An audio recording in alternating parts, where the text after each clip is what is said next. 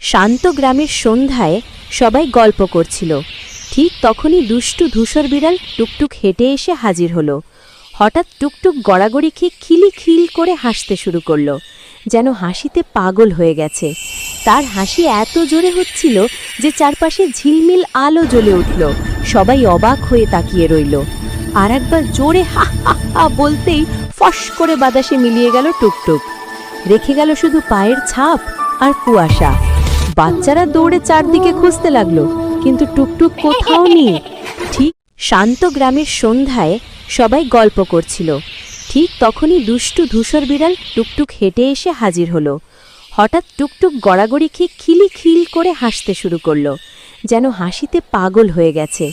তার হাসি এত জোরে হচ্ছিল যে চারপাশে ঝিলমিল আলো জ্বলে উঠল। সবাই অবাক হয়ে তাকিয়ে রইল।